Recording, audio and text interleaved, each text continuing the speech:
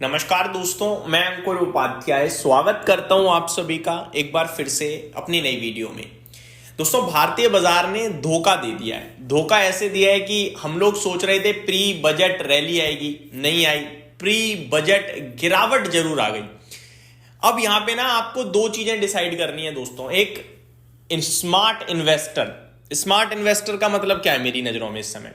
वो ये है कि ये जो तेजी के समय वैल्यूएशन डिस्कंफर्ट चिल्लाते थे, उनके लिए भैया ऐसे भाव पे स्टॉक मिलना पॉसिबल नहीं है। दोबारा से मैं पहली बात बता रहा हूं। दूसरी बात, एक होते हैं नॉर्मल इन्वेस्टर, वो रो रहे होंगे, परेशान होंगे, लेकिन सौदा नहीं काटेंगे अपना लॉस में। ठीक है, वो भी ठीक है, लेकिन मैं ये कहूंगा कि आप एवरेज जरूर कीजिए।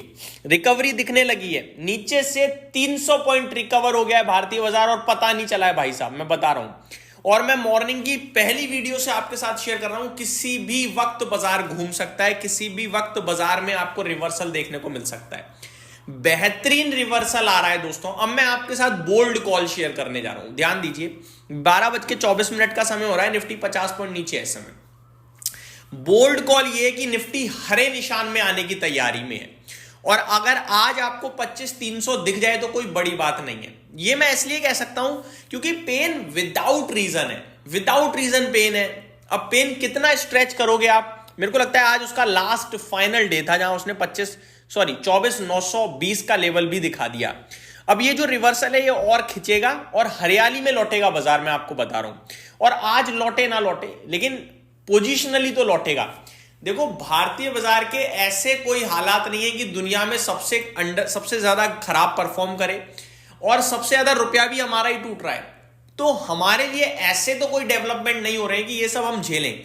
और अगर ये सब हो रहा है तो मान लो आपके लिए एक अपॉर्चुनिटी क्रिएट हो रही है। अब आपकी पोर्टफोलियो में जो स्टॉक्स हैं उन पे ध्यान दीजिए, उनमें ही अपॉर्चुनिटी है। ऐसा नहीं है कि कुछ सोचने विचार करने की जरूरत है। अब तो सिर्फ ये डिसाइड करना है कि आप हाई रिस्क, मीडियम रिस्क या लो रिस्क किस पे बेट करना पसंद करोगे। तीनों के क्या फायदे या नुकसान हो सकते हैं, प्रोस कॉन्स क्या है। देखो, अगर आप हाई रिस्क लोगे तो वो हाई गेन भी दे सकते हैं, और पॉसिबिलिटीज है अगर ये 25,180 वाला बाजार दोबारा 24,800 हो गया तो वो और तेजी से गिरेंगे भी। ठीक है, उनमें मूवमेंट ज्यादा होगी। तो यहां आपको ये रिस्क और कहीं ना कहीं रिवॉर्ड के लिए देखना है। मीडियम रिस्क यानी कि मूवमेंट मीडियम ऊपर और नीचे दोनों की तरफ, क्योंकि अभी हम ये नहीं कह सकते ना बाजार कहीं ना कहीं पूरी तरीके से बस भागने के लिए तैयार है और नहीं गिर सकता। गिर सकता है, बिल्कुल गिर सकता है। तो आपको ये जज करना है, ये डिसाइड करना है बस कि मैं और गिरने पे डरूंगा तो नहीं।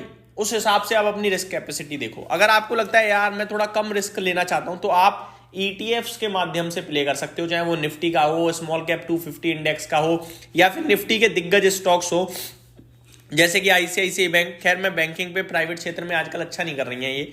सरकारी बैंकों पे ध्यान दे सकते हो, डिफेंस में बीईएल पे ध्यान दे सकते हो, एक्सिस बैंक पे ध्यान दे सकते हो, मारुति पे ध्यान दे सकते हो, आप ध्यान दे सकते हो। सिप्ला भी मेरे को तो अच्छा लगता है, बट आजकल ये भी अच्छा नहीं करता है, बट बढ़िया तो ये भी लगता ही है मुझे यहाँ से। आप बाकी स्टॉक्स की बात करी जाए तो अल्ट्राटेक सीमेंट पे ध्यान दे सकते हो। खैर, वो तो ऊपर ही दिख रहा है मुझे। तो ये जो स्टॉक्स है ना दोस्तों, ये आपके लिए दिक्कत नहीं देंगे। एलएनटी पे ध्यान दे सकते हो, ये आपके लिए रिस्क फ्री है एक तरीके से, जहां पे आप ध्यान दे सकते हो। वहीं अगर आप मिड कैप में देख रहे हो तो चोला होल्डिंग जैसी कंपनियां हैं, बहुत अच्छा लग रही हैं, बहुत अच्छे भाव पे आ गई हैं, ध्यान दे सकते हो। कुछ खराब नहीं है ये कंपनियां, मौके क्रिएट करेंगी आपके लिए। क्रिजिल जैसी कंपनियां हैं आपके लिए।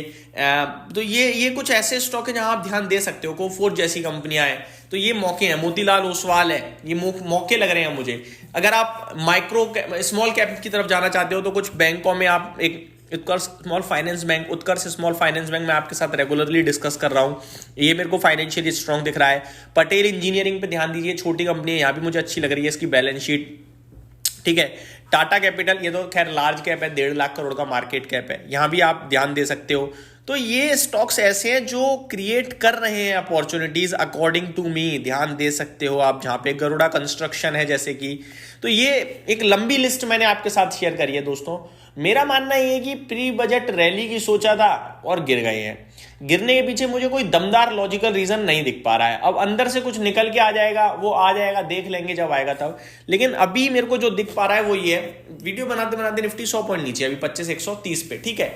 लेकिन मेरा मानना ये है कि एक रिवर्सल ड्यू है और बाजार इतना गिरने के पीछे रीजन मुझे वैलिड नहीं लगता। आज गिर रहा है, कल भी गिर सकता है, 2-4 दिन और गिर सकता है, लेकिन मैं बाजार को ऊपर देख रहा हूं। अब वो प्री बजट ना होके पोस्ट बजट हो जाएगा, इतना ही बस डिले है। मेरी जर्नी तो इंटैक्ट है, बस डिले हो रही है, बस और कुछ भी नहीं है। तो मैं फुल्ली पॉजिटिव हूं और मैं आपसे भी कहूंगा, डरें घबराएं ना, कैसे भी करके हिम्मत रखें, हिम्मत दिखाएं इस बाजार में। जो वैल्यूएशंस का रोना रोते थे उनके लिए वैल्यूएशन कंफर्ट है। जो क्वालिटी स्टॉक्स को चीप प्राइसेस पे चाहते थे मिल रहे हैं। जो 5-5 साल रुकते हैं, वेट करते हैं अच्छे भाव के लिए, उनको भाव मिल रहा है।